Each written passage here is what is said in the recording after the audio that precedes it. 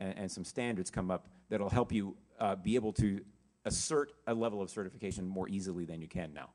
And cloud audit, I think, is going to be a big push in helping get that done.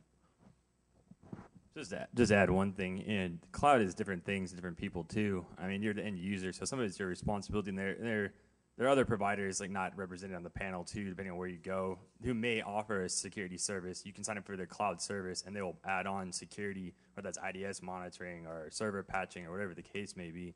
So that's not downplaying anyone here. But it's a choice that they go about, and you'll pay for it. So you're looking to spend X dollars per month, you multiply that times 3 or 4, and there might be a provider that provides that. One that I work closely with, a good friend of ours, is Terramark, for example. They may have a service, but you're going to pay a premium for it. I mean, it might be night and day price difference. So if you're the small business or small consumer and you want all that in there, you're probably not going to be able to get that for the same price. You get a quick instant spun up of something.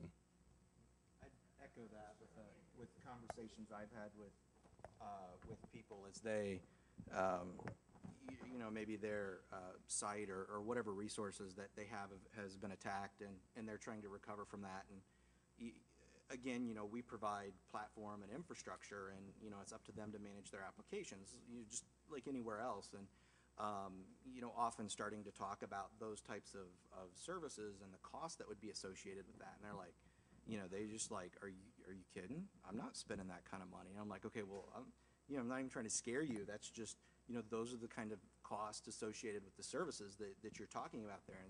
And a lot of the times is, they're like, well, I thought you just, you did all of that. It was magic. And I'm like, no, it's very much not magic. It's still, you have an application, and it's you're responsible to manage your application and secure your application and your data.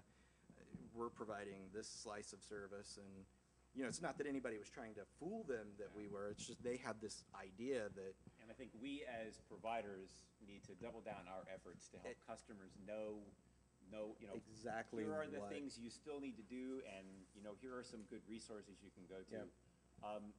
I can't write your application securely, but if I can point you to some resources that can help you write secure applications, I think that's a service that's worth offering at no charge, of course.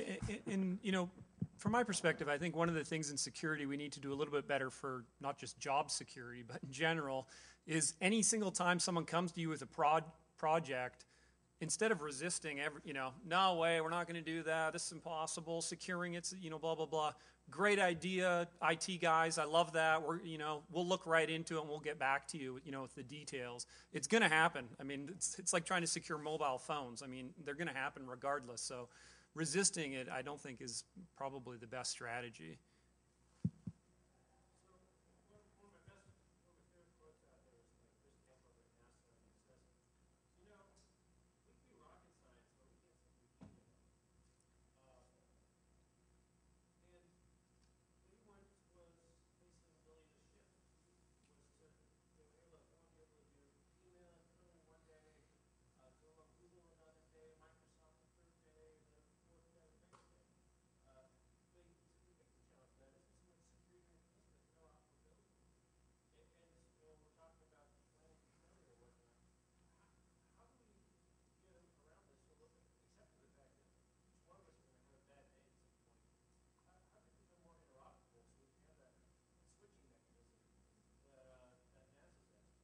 This is where the standards-based approach comment is. Well, isn't rocket science actually pretty easy? You take a fuel and oxidizer and an ignition, put it in a container that has only one exit, you've got a rocket.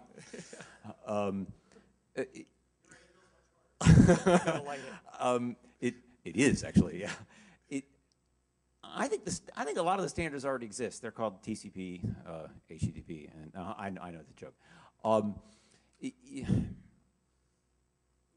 From my point of view, and I think it would be fair for all of the providers to be able to answer this. I don't want to monopolize here. We want to build a service so that it's as easy for you to exit as it is to enter. And so, if you decide you no longer want to use Amazon Web Services and you want to go to something else, we've got a data export function. Send us a hard drive, we'll send you your stuff, and we'll delete all of our copies of it. And for 20 terabytes, FedEx is faster than the internet right now. And we continue to look for ways that we can make it easy to get into and out of AWS. We don't want to do any form of lock-in whatsoever, because that just doesn't provide any value for anyone. So I know for a fact, that Microsoft is pretty committed to this interoperability idea, and that we work with other partners in the industry to try to strive for that.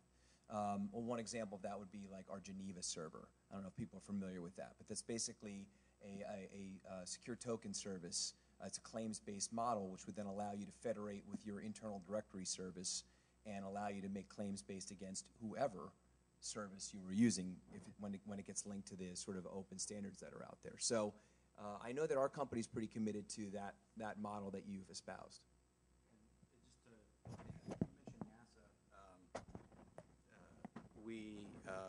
Rackspace just partnered with NASA on OpenStack and are kind of taking a shared approach. They kind of got together and I guess they were looking at doing a lot of the same things we were doing, which is a lot of the same things everybody is doing, and found that the languages we were writing in are the languages they were writing in, and a lot of the ideas were the same. And so as part of that, we open sourced our code for our storage backend for the Cloud Files backend, and they open sourced for their server management piece, the virtual server management piece. And so we'll be using that in kind of the next version of ours, and they're going to be using the data storage that we wrote, and continue to work on those.